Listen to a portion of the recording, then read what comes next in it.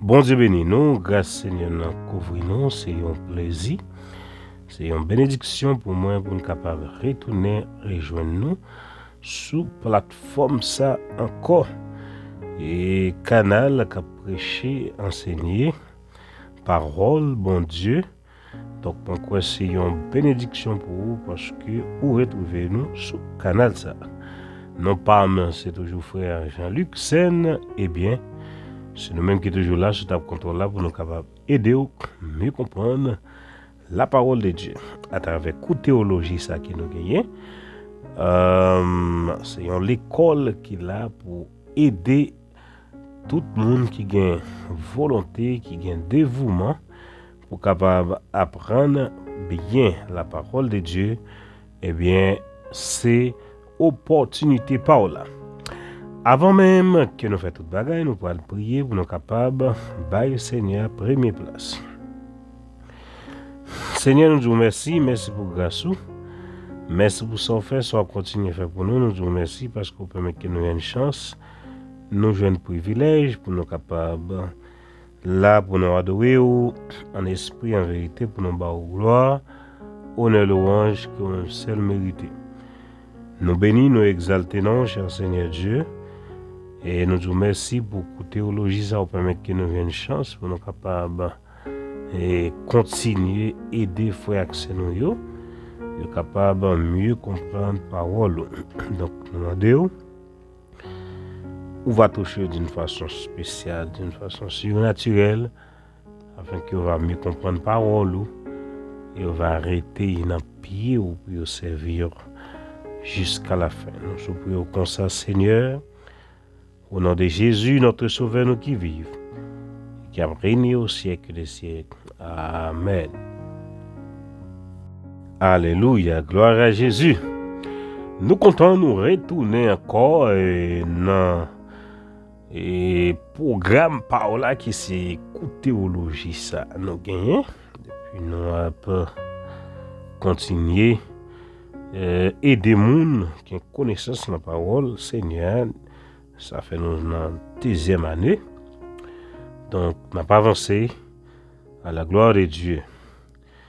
Si vous êtes intéressé pour participer dans la théologie, ça, vous êtes capable d'écrire moi à travers WhatsApp dans 809 966 65 13. Et puis, comme ça, je suis toujours disponible pour nous capables de toute information nécessaire. Et c'est un cours qui dure 3 années. On a un livre, des voix, on a une vidéo chaque classe. Et quelqu'un soit payé ou est capable de participer. Le finaliser tout ça, on a un diplôme qui est certifié, qui a étudié avec étudié la théologie dans ETEB, qui c'est École Théologie Enseignement du Bon Berger. Donc, nous comptons toujours faire ça. Et relez-nous ou bien écris-nous à travers WhatsApp et puis nous sommes capables d'avoir plus d'informations. Eh bien, nous allons commencer avec Koussa, gloire à Jésus. Nous allons entrer dans la section 7. Dans section 7, dans la 2e année. Et titre général, nous gagnons, c'est l'homme à l'image de Dieu. Ok? L'homme à l'image de Dieu. C'est thème ça, nous allons partager ensemble. Nous allons voir thème dans toute intégralité. Donc, nous croyons que c'est un moment béni. Et on va joindre un pile bénédiction. On y va. L'évolution et les origines. L'évolution et les origines. Ça, c'est un petit sous-thème. Aucun sujet n'est peut-être autant débattu aujourd'hui dans les nombreux forums que celui de l'origine de l'homme. La veille du jour où j'ai écrit ces mots, Notre télévision locale a accordé plusieurs minutes de parole à deux créationnistes qui cherchaient à montrer que la découverte de quelques ossements humains rendait impossible la théologie de l'évolution naturelle. Les décisions des tribunaux à propos de l'enseignement du créationnisme scientifique dans les écoles bibliques aux États-Unis ont fait beaucoup de publicité à cette question. Les débats concernant l'inhérence ont à juste titre inclus des discussions sur l'historicité du récit de la Genèse à propos de la création. Plusieurs thèses rivalisent même parmi les évangéliques. Nous, et dans le commencement, là, ça nous commence, ouais. C'est nombreuses discussions gagnées sur l'origine de l'homme. Donc, on est, ça va un pile problème. Il y a une théorie qui dit l'homme c'est macaque qui fait ou bien singe. Il y a qui dit son explosion qui fait bim et puis l'homme paraît. Et la théorie Bing Bang. Ça veut dire en pile. Mais il qui était vrai essence, il qui était vrai origine, comment l'homme lui-même, il était fait paraître, il était fait. C'est pas un coup d'éclat qui était fait frappe et puis l'homme paraît, mais c'était tout un processus que Dieu même te prend pour être capable de créer l'homme. Il nous a théorie ça yo, il met en pile doute, il met en pile problème, il met en pile obstacle. Mais nous les étudiants de la Bible, nous devons avoir un focus sur le seul côté qui c'est dans la Bible là. Sa Bible a dit là dans nous quoi, Jean Bible a dit là comme ça nous quoi. Nous ne pouvons pas ni retirer ni mettre un petit cap. OK? En avance. 1. Thèse concernant les origines. Petit a. L'évolutionnisme.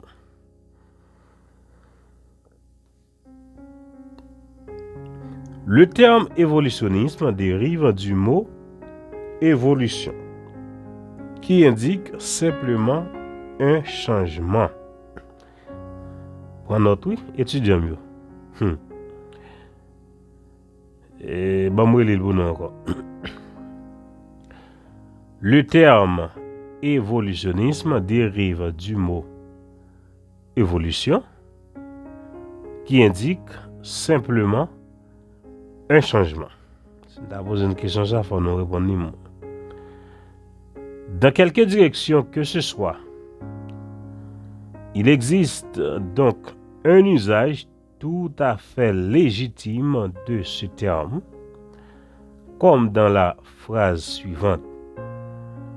Ce siècle a vu une évolution considérable dans le domaine des communications. Mais lorsque ce terme est utilisé en liaison avec l'origine de l'homme,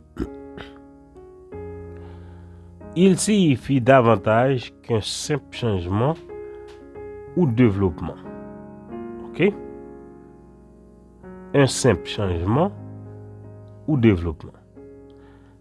Il comprend l'idée d'une origine liée à un processus naturel.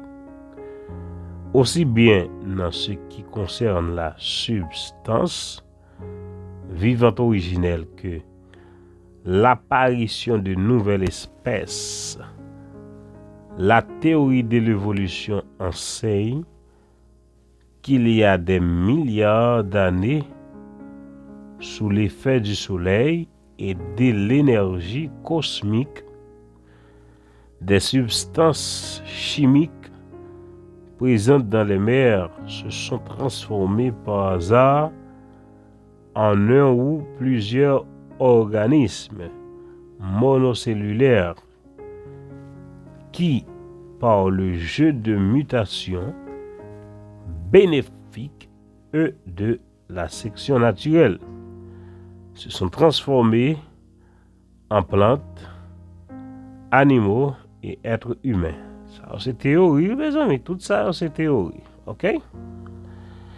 Personne ne nie le fait que la création est caractérisée par le changement de développement dans plusieurs de ces domaines.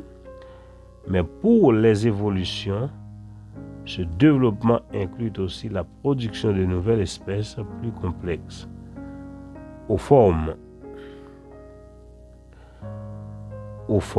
plusieurs. OK? Excusez-moi. Aux formes plus complexes.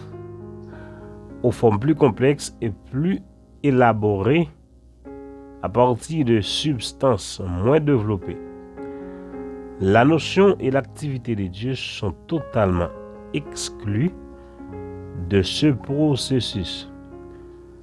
Charles Darwin a déclaré: je ne ferai aucun cas de la théorie de la sélection naturelle si elle requérait des interventions miraculeuses à une étape ou l'autre du processus. Julien Huley affirma pour sa part qu'il est à la fois inutile et illogique de postuler une interférence divine dans les échanges entre matière et énergie.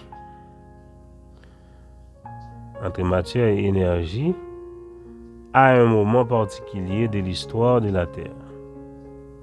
OK?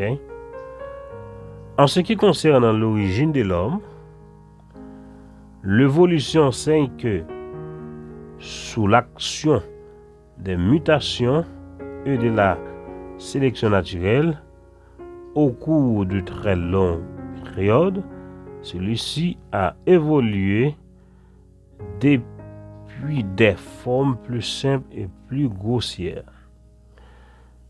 Elles-mêmes résultent d'autres formes.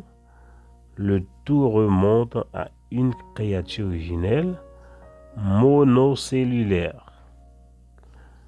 OK, monocellulaire.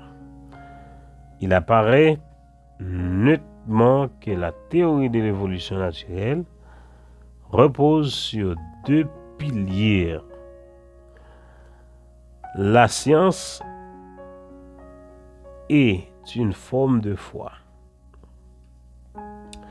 B.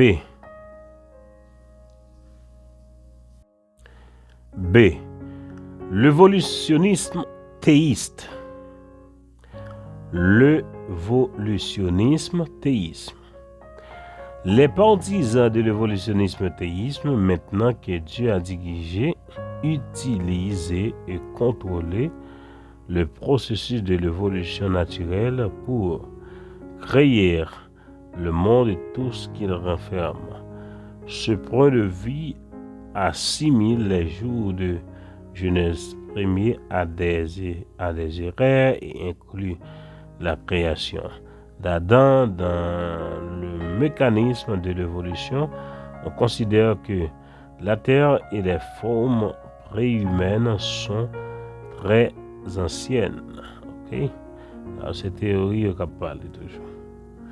Pour Darwin, l'évolutionnisme se dispensait de l'intervention du surnaturel. Le créationnisme insiste sur le fait que sa vision des choses exclut l'évolution naturelle. L'évolutionnisme théiste enfourche donc deux chevaux à la fois, celui de l'évolutionnisme et celui du créationnisme, mais ces deux montures vont dans les directions opposées. La création d'œuvres soulève un problème particulier pour les adeptes de l'évolutionnisme théiste. Il affirme qu'Adam résulte une forme préexistante dans laquelle Dieu insuffla le souffle de vie. Mais Ève ne possède pas d'une forme de vie préexistante, elle résulte d'un acte créateur particulier. On peut alors se demander pourquoi pas Adam. Pierre Taylor de Cordin, 1881-1951, un prêtre paléontologue jésuite catholique romain, a milité en faveur d'un système entre la théorie évolutionniste et la théorie chrétienne traditionnelle.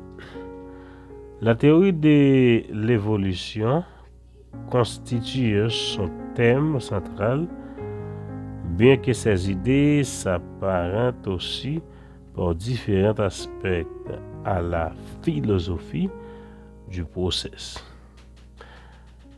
À strictement parler, pour que l'évolutionnisme puisse arborer l'étiquette théiste, il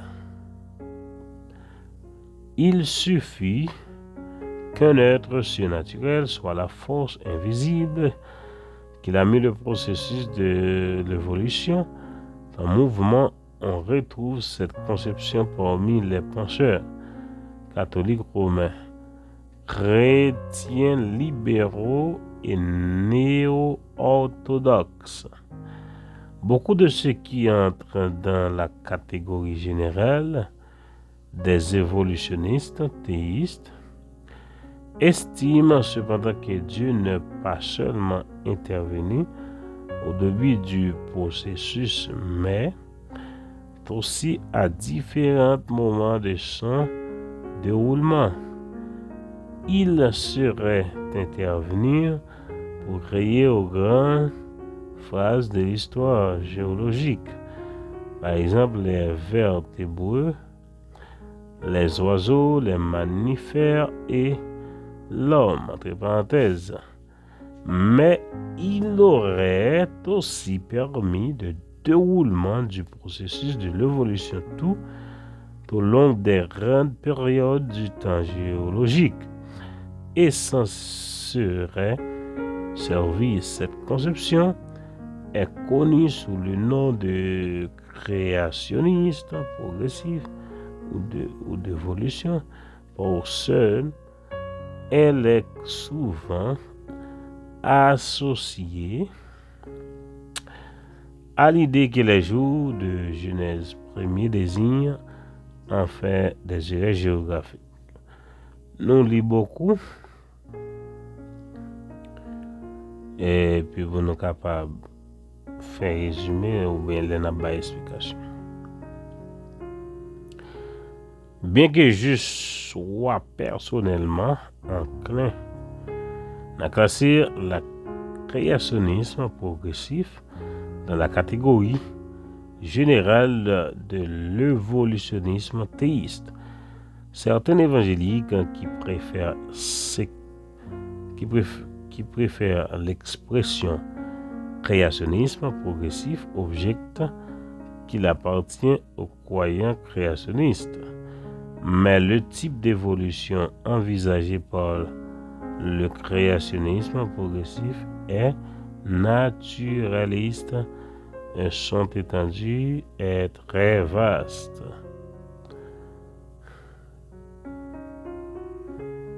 L'étendue est très...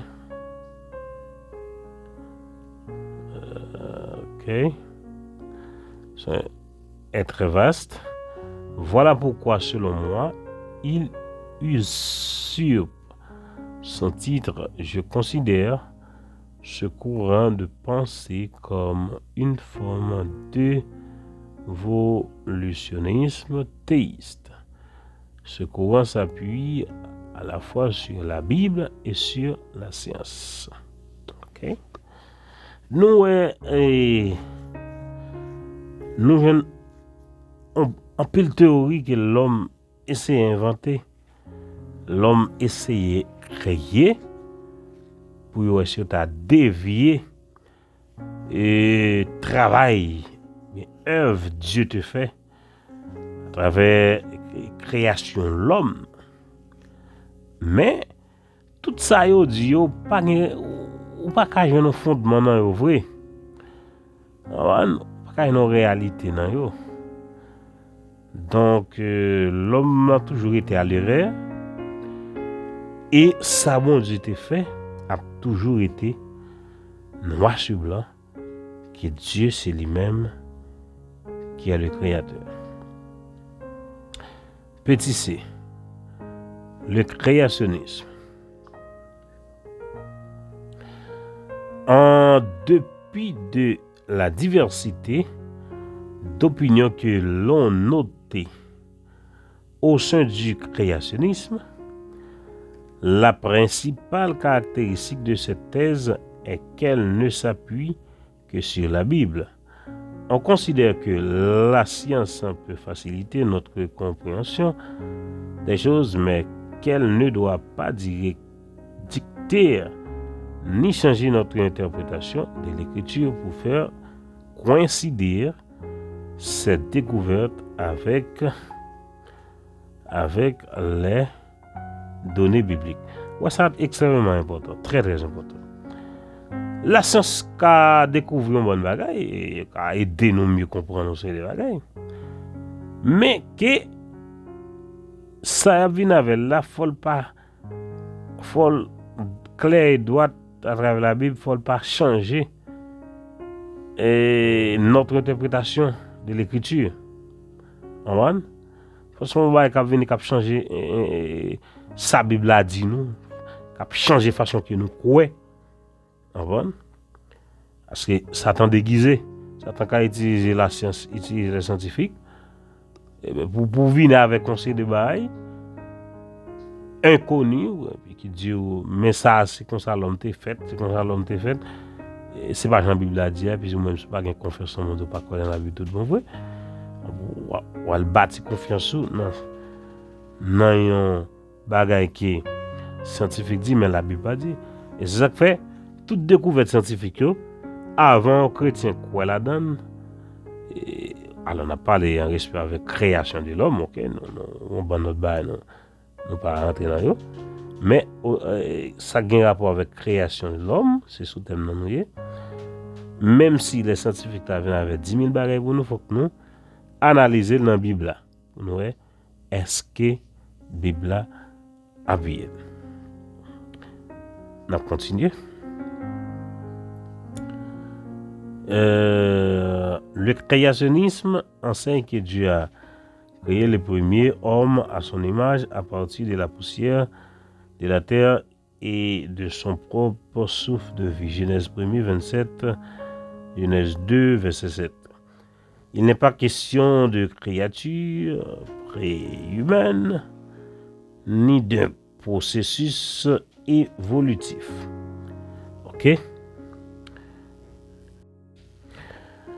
Les créationnistes ont des opinions différentes quant à la durée des jours de la création, mais pour revendiquer l'appartenance au gouvernement créationniste, il faut nécessairement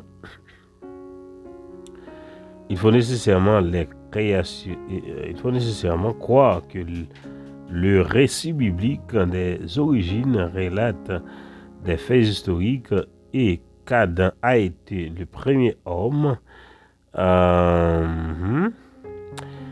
Certains créationnistes enseignent que le récit biblique de la création d'Adam et Ève ne concerne que ce qui est déroulé dans le jardin d'Éden et ne dit rien de ce qui s'est passé sur le reste de la terre. C'est pourquoi, si Adam résulte d'un acte créateur spécifique de Dieu dans d'autres parties de la terre, des créatures sont évoluées au cours de longues périodes. Autrement dit, Adam représente un îlot de créationnisme au milieu d'un océan d'évolutionnisme. Je ne classe personnellement pas ce point de vue sous la rubrique générale créationnisme, puisque Adam n'est pas considéré comme le premier homme de toute la race humaine descend. Tout ça, on sait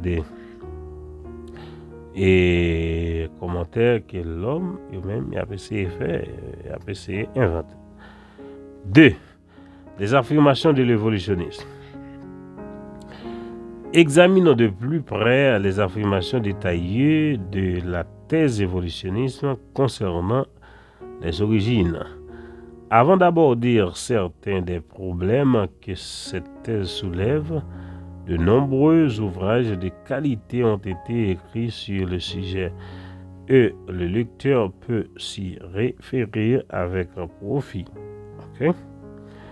Petit a, les principes de l'évolution. Les principes de l'évolution. La thèse évolutionniste repose sur plusieurs principes fondamentaux. Les théories peuvent varier, mais ce qui suit représente quelques idées communes. 1. Les planètes et les étoiles résultent du Big Bang, une explosion de protons et neutrons comprimés.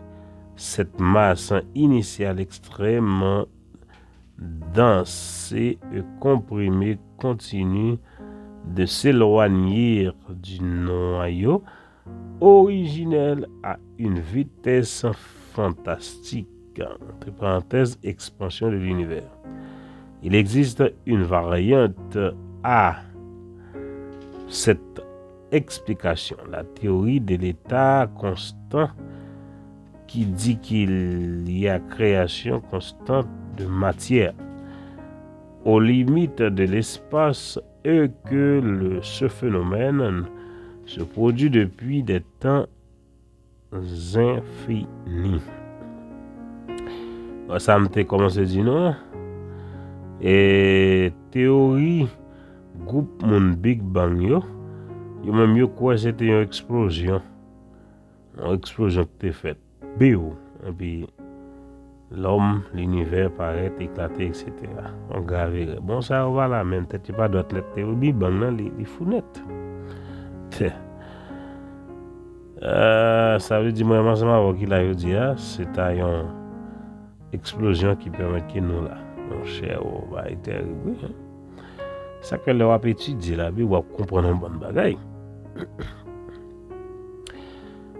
2. La vie est apparue par hasard avec l'apparition de la première cellule à partir de matière dénuée de vie. Ça sont des émirés encore. 3. Né du hasard, tous les autres organismes vivants se sont développés à partir de la première cellule et des formes simples de vie qui l'ont suivi vers des formes de vie de plus en plus compliquées. Ce développement a également produit l'homme. Est-ce que vous comprenez? Tout ça sont des théories qu'il a inventé. Tout ça, c'est des théories que l'homme a inventées. Puis il dit c'est comme ça l'homme t'est fait, etc. C'est pas Jean Bible a dit là. Mais il n'y a pas qu'à retirer ça qui est écrit dans la Bible là. D'accord? Petit B, le mécanisme de l'évolution. Si l'on devait réduire le processus de l'évolution à une formule, celle-ci pourrait être M plus Sn, entre parenthèses, xt égale E, c'est-à-dire mutation plus sélection naturelle multiplié par temps égale évolution. Cette formule exprime le mécanisme de l'évolution. Les mutations constituent l'explication essentielle de l'évolution. Il s'agit de petites modifications soudaines de l'ADN, code génétique, qui se transmettent à la descendance, ce qui la rend différente des parents par des caractéristiques bien prononcées. Ainsi, un petit changement dans l'organisme se transmet à la descendance au bout d'un certain temps et de manière fortuite. Une autre modification se produit et ainsi de suite si un nombre suffisant de ces changements se produit et se conserve, l'organisme modifié. L'organisme modifié devient plus complexe devient un organisme différent. C'est-à-dire que toutes les formes actuelles de vie tirent leur origine d'un organisme monocellulaire, monocellulaire originel. On ne saurait trop souligner l'importance des mutations pour expliquer le mécanisme de l'évolution. Julien Hulley écrit: ce n'est pas seulement l'agent efficace de l'évolution, ce n'est le seul agent. La sélection naturelle désigne le mécanisme qui préserve les changements provoqués par les mutations quand un changement se produit et qu'il est avantageux pour l'organisme. La sélection naturelle le conserve simplement parce qu'il est bénéfique. En revanche, elle ne conserve pas les changements nuisibles. Elle les élimine comme inutiles. Une mutation bénéfique est celle qui augmente la complexité de l'organisme. Il importe de se rappeler que la sélection naturelle est bien ce qu'elle prétend, c'est-à-dire naturelle. Il ne s'agit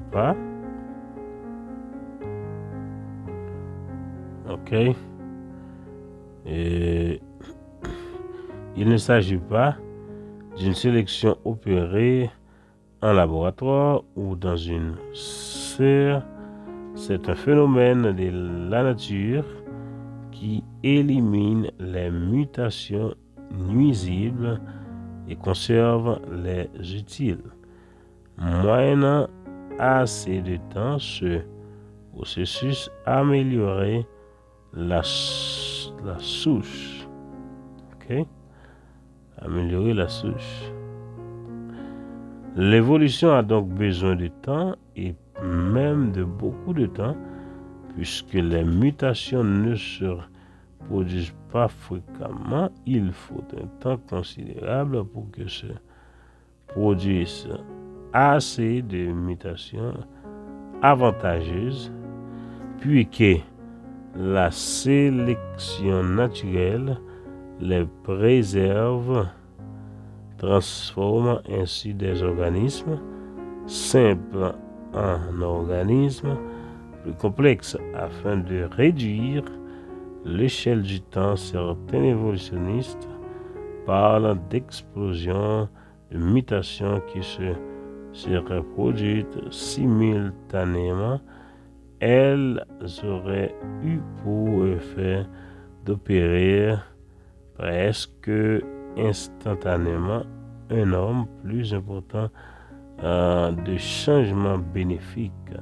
Cette explication permet de raccourcir le temps nécessaire pour que les changements puissent s'opérer. Okay? Puissent s'opérer. Donc, nous allons commencer. Ouais, un pile bail là. Commencer à apprendre un pile bagaille. Et nous allons ça va aider pour capable commencer à comprendre la nature de l'homme. Et 3. Les problèmes que soulève l'évolution. Les problèmes que soulève l'évolution. Petit a. Le problème des mutations. Les mutations peuvent-elles vraiment accomplir tout ce qu'elles sont supposées faire? Examinons les faits avérés suivants. Les mutations sont rares et presque toujours nuisibles. On a produit des mutations chez la drosophile par des moyens artificiels, mais on estime qu'une drosophile sur 1 million seulement conserve en permanence la mutation opérée.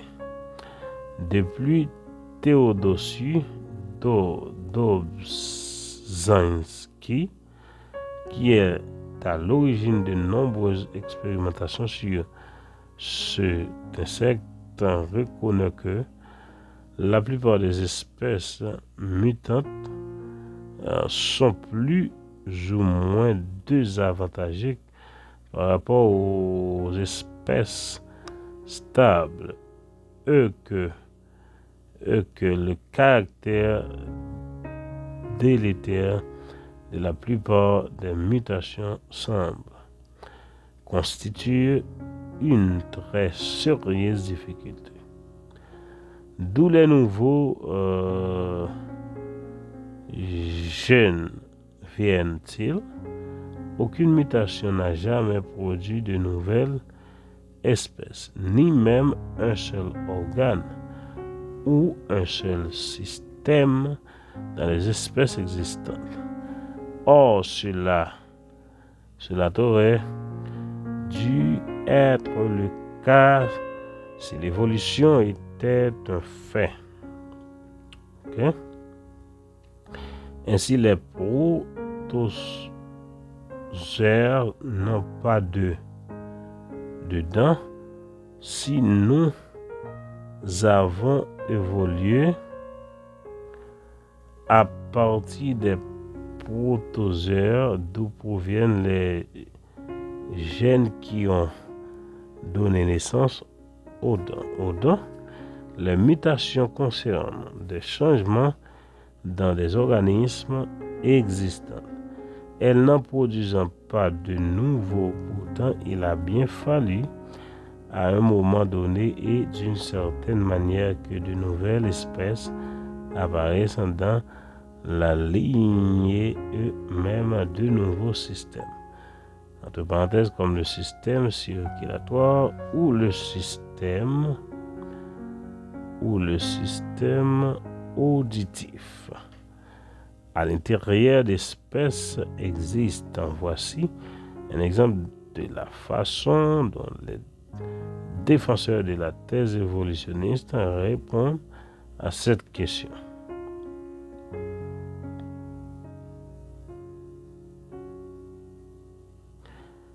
Ok, répondre à cette question. Si la nature, qui est la seule forme de changement héréditaire dont nous avons des preuves certaines, est un changement dans les règles déjà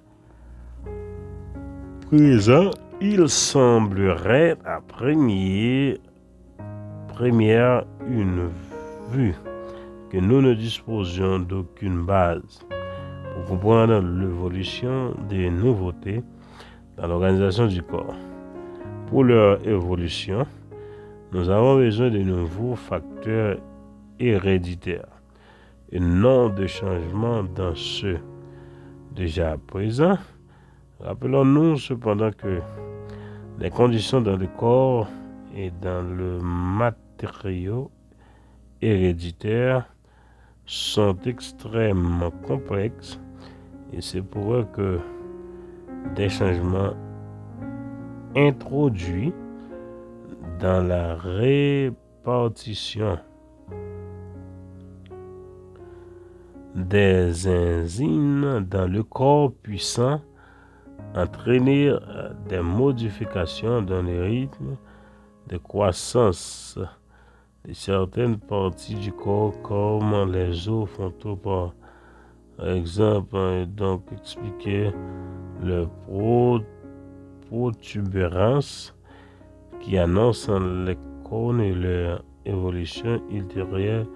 Il est difficile de voir comment la mutation d'une chaîne pourrait affecter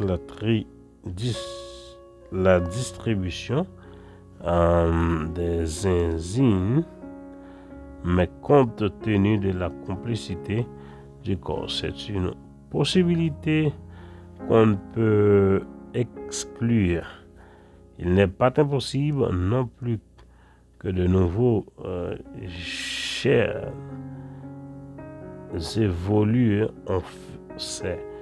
On sait que des chaînes peuvent se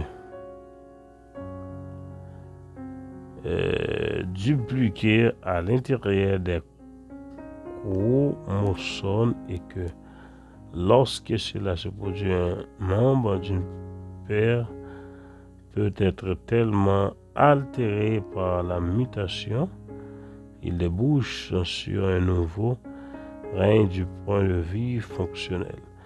Ces suggestions sont purement hypothétiques. Dans l'état actuel des choses, nous pouvons juste affirmer que l'évolution s'accompagne indubitablement des nouveautés d'organisation, que celles-ci sont essentielles à la complexité croissante qu'il est associée au processus de l'évolution et que nous n'avons aucune connaissance précise des détails et leur évolution.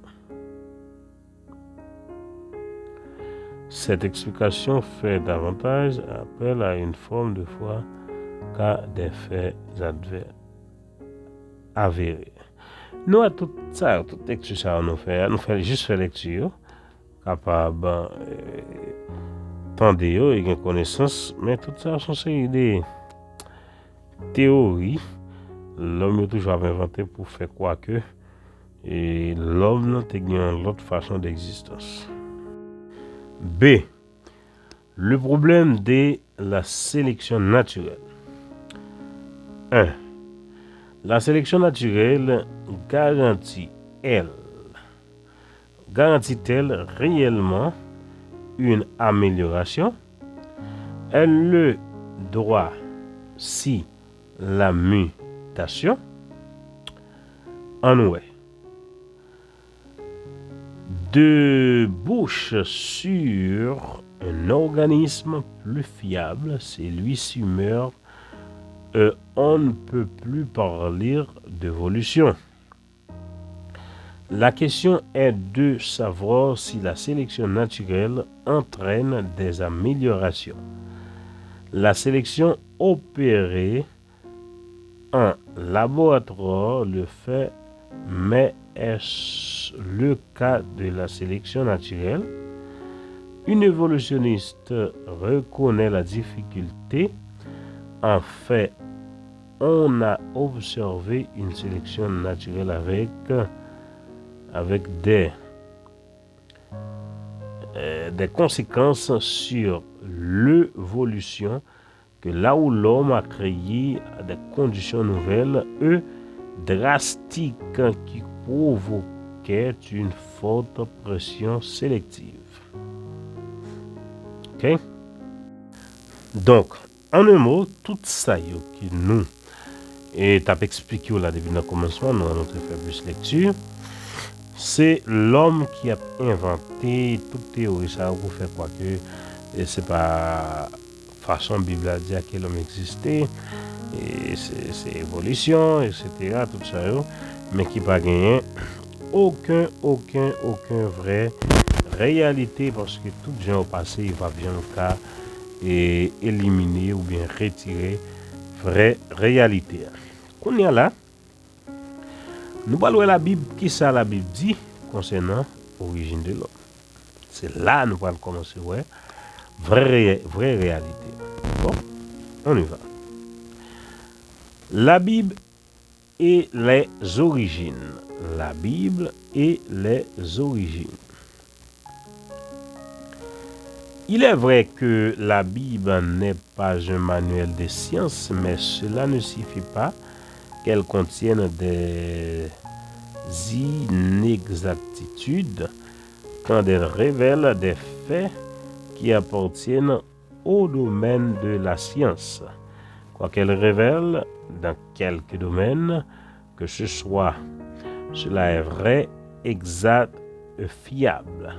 La Bible ne répond pas à tout ce que nous aimerions savoir concernant les origines. Attendez ça bien.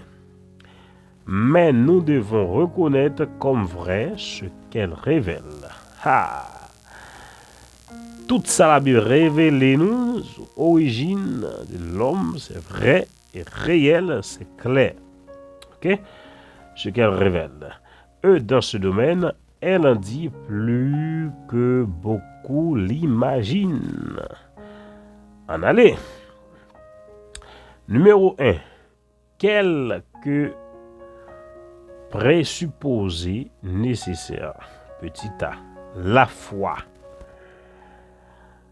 L'auteur de la lettre aux Hébreux la rappelle, c'est la foi qui nous permet de reconnaître que l'univers a été formé par la parole de Dieu et que le visible ne possède pas de choses visibles. On va regarder dans Hébreux chapitre 11 verset 3. Le mot traduit par univers englobe tous les aires géologiques et ce qu'elles renferment. Comme il n'y avait évidemment aucun spectateur humain lors de la création et que le premier homme fut placé dans un univers déjà existe, nous devons accepter par la foi tout ce que Dieu a révélé concernant la création. Exactement, c'est ça nous avons besoin et de comprendre. Autrement, nous ne saurons rien avec certitude à sujet. Les évolutionnistes devraient modifier Hébreux 11.3 ainsi. Par la foi, nous évolutionnistes. Alléluia. Alléluia. Comprenons que l'univers n'a pas été formé par la parole d'un Dieu. Non, Dieu, ça, il écrit à des minuscules, qui veut dire un faux Dieu.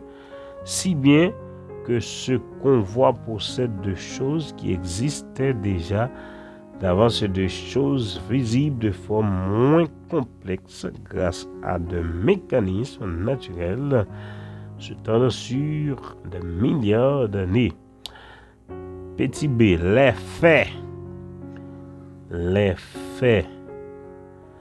Seule la Bible dit la vérité concernant la création. Les faits, ça veut dire son bail qui est réel, chanlier, à qu'on ça le sorti, bail qui est clair, qui est droit. Okay? Les faits. Seule la Bible dit la vérité concernant la création. Quelles que soient les vérités que la science puisse découvrir, elles ne sauraient être acceptées acceptés comme vérité absolue. Les faits que Dieu a révélés dans la Bible sont fiables. Même ceux qui sont contenus dans les premiers chapitres de la Genèse, il s'ensuit que les événements ont pris place dans le temps et l'espace une fois qu'ils ont été créés. En d'autres termes, la séquence exacte, de la création ainsi que les événements relatifs à la tentation et au péché d'Adam et Ève s'inscrivent dans le temps et dans l'espace. Il pourrait donc figurer sur un calendrier et sur une carte de géographie.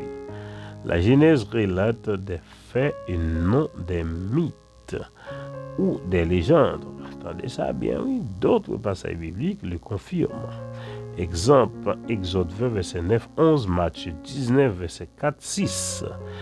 Donc, la Bible est basée sur les faits, ok, mais pas légende, pas sur des légendes ou des mythes.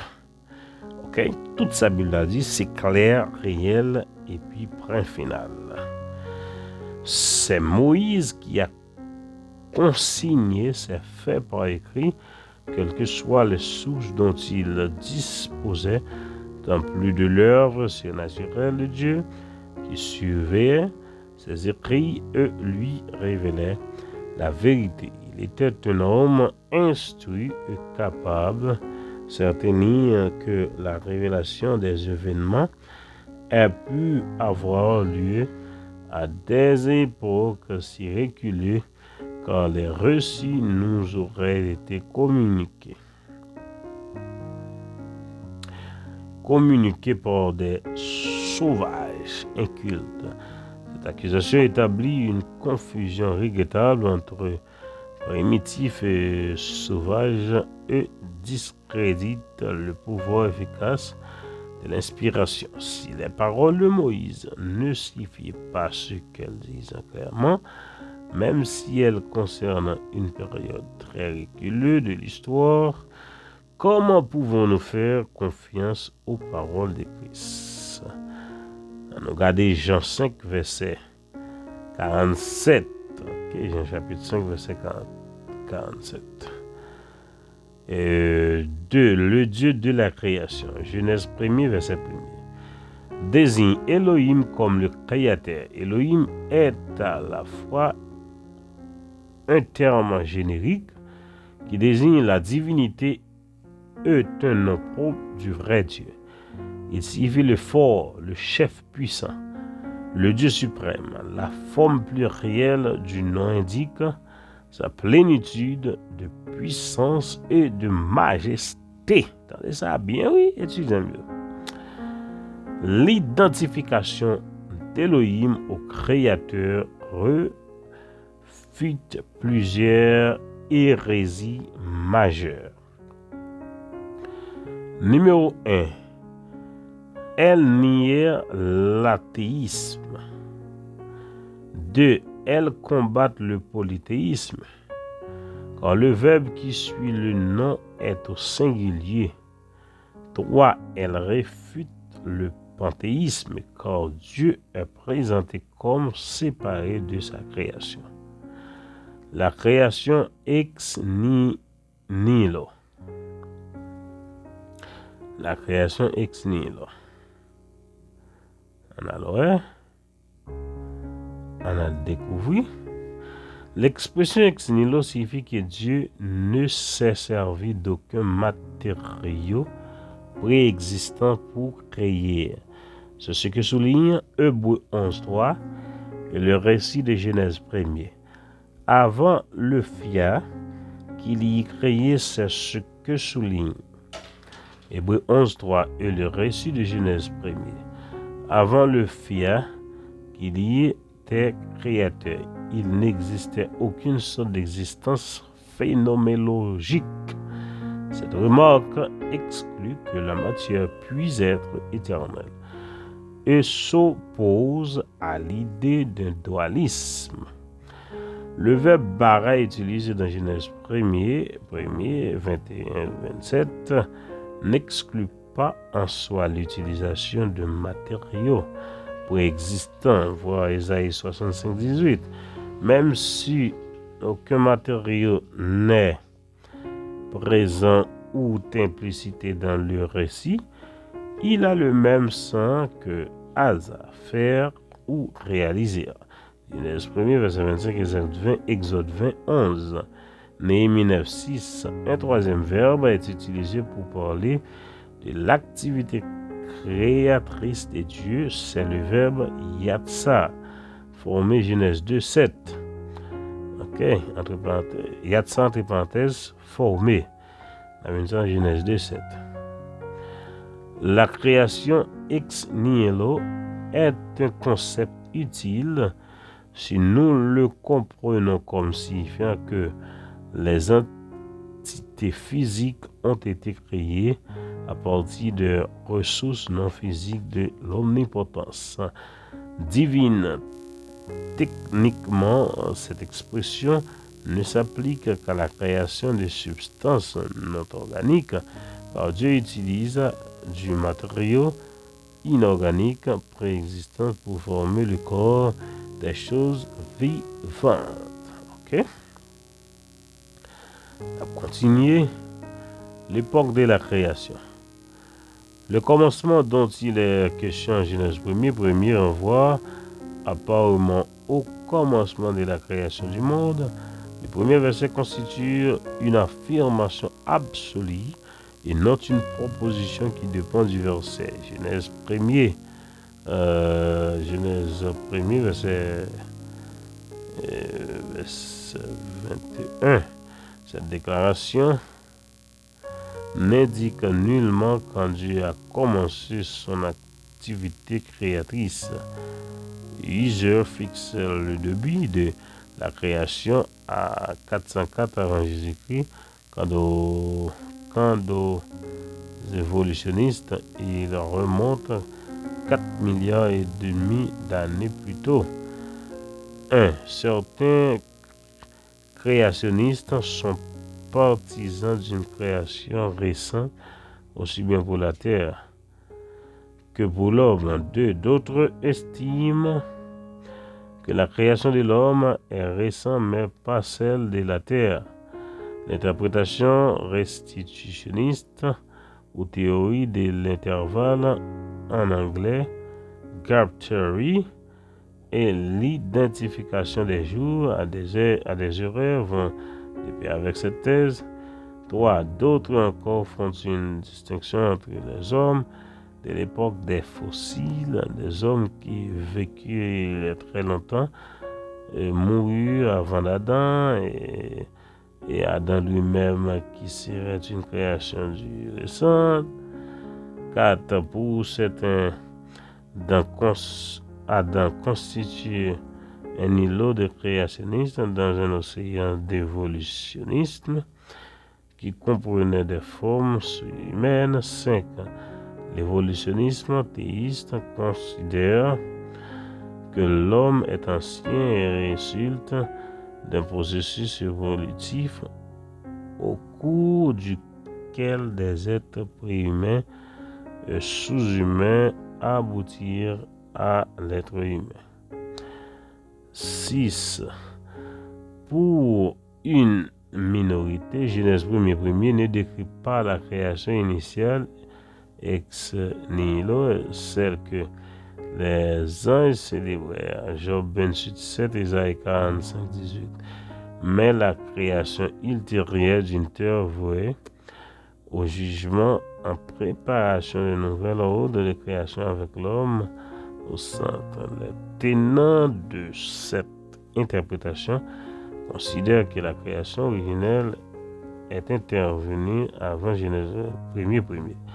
Il est clair que peu de gens partagent la même idée quant au moment de la création. Il semble cependant bien établi que le récit biblique fait remonter l'apparition de l'homme à une date assez récente, même si on identifie les jours de la Genèse à des heures géologiques. Adam a été créé le 6e jour, c'est-à-dire une période relativement récente. La liste généalogie de Genèse 5:11, entre parenthèses, malgré certains trous, plaide elle aussi en faveur d'une date récente avant de pouvoir tirer des conclusions valables. Des données bibliques, nous devons examiner quelques interprétations et considérations pertinentes. Donc ça c'est toujours interprétation monsieur, mais nous ça la Bible elle-même nous fin dit nous. OK? Donc ça la Bible dit nous. Donc c'est ça qui est clair. OK, c'est ça qui est clair. On regarde appui biblique. Le texte Genèse 1:2 pourrait être traduit la terre devint informe et vide, et qui signifiait qu'elle le devint à cause du jugement catastrophique porté sur Satan. De l'expression informe et vide désigne une condition mauvaise qui ne pouvait être celle de la création divine originelle, parce que Dieu n'a pas fait la terre informe. Isaïe 45:18. 3. Les ténèbres ne peuvent pas être qualifiées de bonnes. Genèse 1:2 ne peut donc pas décrire la création originelle faite par Dieu. 4. L'ordre divin adresse à Adam de repeupler la terre, entre parenthèses, compréhension possible de Genèse 1:28, donné à penser que celle-ci était déjà habitée précédemment.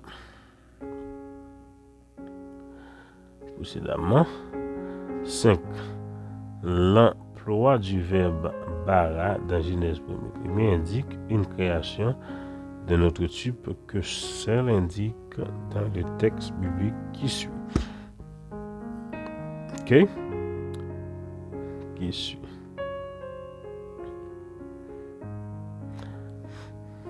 Donc, frère Maxime, nous avons beaucoup de choses dans l'introduction classe. J'espère que le Seigneur lui-même n'est pas suspendre des grâces sur nous de façon spéciale pour permettre que nous capables mieux comprendre la parole. Donc, c'est là qu'on a campé avec la première partie. Et on a tourné encore dans l'autre vidéo pareil. D'accord? Que le Seigneur bénisse nous. Pas oublier si tu es intéressé à participer dans le cours et écrire à travers WhatsApp dans 809 966 65 13. Et puis, nous sommes capables de tout type d'informations nécessaires pour la gloire de Dieu. Que Dieu vous bénisse.